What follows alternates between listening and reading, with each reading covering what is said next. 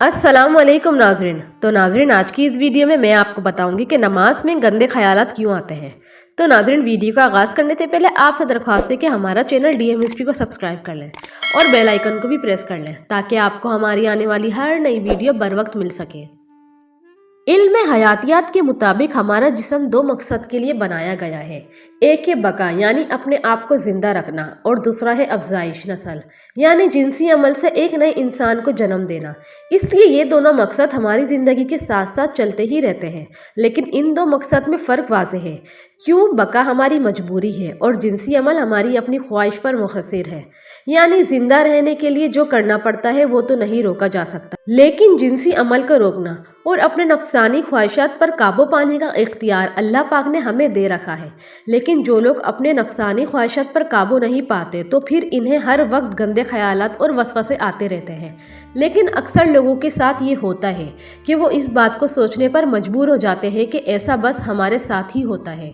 उनका कहना है कि अगर ये ख्यालात हमको ही आते हैं तो हम सबसे बुरे इंसान हैं। लेकिन हकीकत ये है कि जिनसी ख्यालात हमारे जिस्म के साथ जुड़ी हुई एक चीज़ है जिसको हम भूलकर भी भूल नहीं पाते हैं। अगर ये इतना ही बुरा है तो इसको कंट्रोल करने में क्या ही बुराई हो सकती है। इसकी बुराई दिमागी और नफसियाती तौर पर पड़ती है, जिससे ख्यालात हमारे जहन और दिल पर भारी हो जाते हैं। हम बेबस होकर रह जाते हैं, जिससे हमको भारी नुकसान होता है। यह हमें ऐसे काम करने से रोकता भी है जिससे हमारा फ़ायदा होता है। तो ये हमको जहनी और जिस्मानी तौर पर मुंतशिर करके हमारी ज़िंदगी में बेशुमार मुश्किलात ला सकते हैं। ये जिनसी ख्यालात एक इंसान को तबाह और बर्बाद कर देता है। ये ख्यालात जब हम अल्लाह ताला की इबादत कर रहे होते हैं तब आने लगे तो हमारे साथ क्या होता है। आपके जहन में जब जिनसी ख्यालात आने लगे तो आप इसको कैसे कंट्रोल कर सकते हैं। अक्सर व बेशतर ऐसा होता है कि हालत नमाज में खुशू व वज़ू नहीं रहता। इंसान का ध्यान इधर उधर भटकने लगता है। दुनियावी ख्यालात दिलो दिमाग को घेर लेते हैं। इंसान बज़ाहिर अरकान नमाज अदा कर रहा होता है मगर उसकी तवज्जो कहीं और ही होती है। नमाज में वसवसा या दुनियावी ख्यालात का आना बहुत आम है। इसीलिए रसूल अल्लाह सल्लल्लाहु अलैहि वसल्लम ने फरमाया कि मेरी उम्मत सबसे पहले जिस शे से महरूम होगी वो खुशू है। खुशू से मुराद वो कैफियत है जिसमें इंसान का दिल शौक़ इलाही से भरपूर हो, लबों से अदा होने वाले अल्फाज का इजहार अज़ाइर जिस्मानी से भी हो रहा हो, जिस्म काबा की तरफ और दिल रब्बे काबा की तरफ मुतवज्जह हो। अगरचा नमाज में दुनियावी ख्यालात या वसवसा आने से नमाज की सेहत व कबूलियत पर कोई असर नहीं होता, या नमाज की अदम कबूलियत या रब्बु ताला की नाराज़गी का बाइस भी नहीं हुए, तो हम इस दुनियावी ख्यालात को तोल नहीं देना चाहिए, बल्कि फ़ौरन झटक देना चाहिए और जहाँ तक मुमकिन हो कोशिश करें कि नमाज में खुशू वज़ू बरकरार रहे। दुनियावी ख्यालात आने की सूरत में नमाज की तिलावत बुलंद आवाज़ में करें। इससे आपकी तवज्जो ख्यालात से हटकर नमाज के अल्फाज पर हो जाएगी।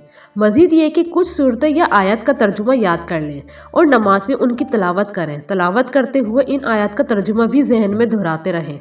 इससे ध्यान इधर उधर नहीं भटकेगा।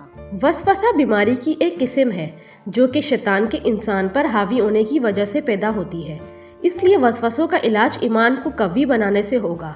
नेज़ शैतान के रास्तों को कमज़ोर बनाने से इलाज में मदद मिलेगी। आप कसरत के साथ नेकियां करें, अल्लाह ताला की जानिब रुजू करें, ज़्यादा से ज़्यादा ज़िक्र तस्बीह और इस्तग़फ़ार करें, नमाज की तरफ लौटें और अल्लाह के सामने गिड़गिड़ाएं। अल्लाह ताला आपकी दुआ को कबूल फरमाएंगे। अल्लाह ताला तो बंदे पर बंदे से भी ज़्यादा रहम करने वाले हैं। वसवसों के इलाज के लिए मुफीद तरीन ज़रिया ये है कि जब भी वसवसा आए तो वसवसा बिल्कुल ख़त्म हो जाने तक अपना जहन किसी और जानिब मुतवज्जा कर दें। इब्ने हजर मक्की रहमतुल्लाह से पूछा गया कि क्या वसवसों के इलाज के लिए कोई दवा है, तो उन्होंने जवाब दिया, इसकी एक बेहतरीन दवा है।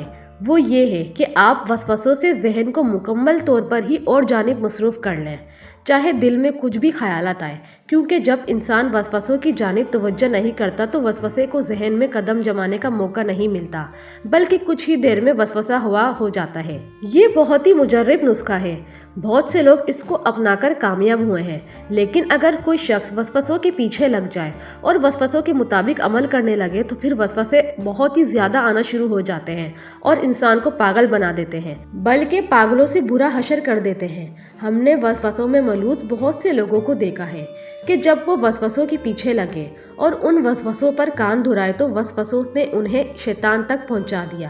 اگر کوئی وسوسوں کی بیماری میں مبتلا ہے تو اسے یہ بات ذہن نشین کر لینی چاہیے کہ اسے ذہن میں آنے والے خیالات کی وجہ سے باس پرس کا سامنا نہیں کرنا پڑے گا، چاہے خیالات کتنے ہی گندے کیوں نہ ہو، چاہے یہ خیالات نماز میں آئے یا عام حالات میں، بشرط یہ کہ انسان ایسے خیالات سے نفرت کرے، ان کو ختم کرنا چاہتا ہو اور ان سے اپنا پیچھا چھڑوانا چاہتا ہو۔ اس کی دلیل صحیح مسلم میں ہے کہ ابو ہریرہ رضی اللہ تعالیٰ عنہ کہتے ہیں کہ نبی کریم صلی اللہ علیہ وسلم کے کچھ صحابہ کرام آئے اور آپ سے پوچھا کہ ہمیں ہمارے دلوں میں ایسے تصورات اور خیالات آتے ہیں جو ہم میں سے کوئی بھی اپنی زبان پر نہیں لا سکتا، تو آپ صلی اللہ علیہ وسلم نے پوچھا کیا اسے بیان کرنے سے ناگواری تم نے اپنے دل میں پا لی ہے؟ انہوں نے کہا جی ہاں، تو آپ صلی اللہ علیہ وسلم نے فرمایا یہی صریح ایمان ہے۔ رسول اللہ صلی اللہ علیہ وسلم نے صحیح بخاری اور مسلم وغیرہ میں ثابت ہے کہ آپ صلی اللہ علیہ وسلم نے فرمایا بے شک اللہ تعالیٰ نے میری امت کے لیے دل میں آنے والے خیالات کو معاف کر دیا ہے جب تک ان پر عمل نہ کیا جائے یا انہیں زبان پر نہ لایا جائے۔ آپ صلی اللہ علیہ وسلم کا یہ بھی فرمان ہے کہ لوگ سوالات کرتے ہوئے بڑھتے چلے جائیں گے یہاں تک کہ کہا جائے گا یہ تو اللہ کی پیدا کردہ مخلوق ہے، تو اللہ کو کس نے پیدا کیا ہے؟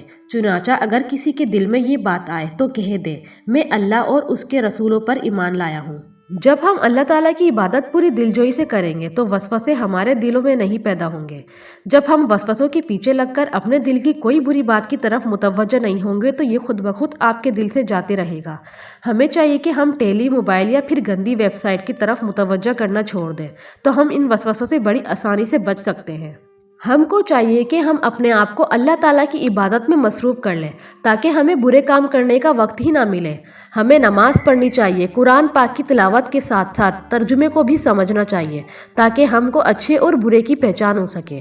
اللہ تعالیٰ سے دعا ہے کہ اللہ تعالیٰ ہم کو برے وسوسے اور شیطانی کاموں سے دور رہنے کی توفیق عطا فرمائے، آمین۔ تو ناظرین یہ تھی آج کی ہماری ویڈیو، امید کرتی ہوں اس ویڈیو نے آپ کی معلومات پر اضافہ کیا ہوگا۔ تو ناظرین ہمارا چینل ڈی ایم ہسٹری کو سبسکرائب کرنا نہ بھولیے گا اور اپنے دوستوں کے ساتھ شیئر کرنا بھی نہ بھولیے گا۔ ویڈیو دیکھنے کا شکریہ، ملتے ہیں اگلی ویڈیو میں، اللہ حافظ۔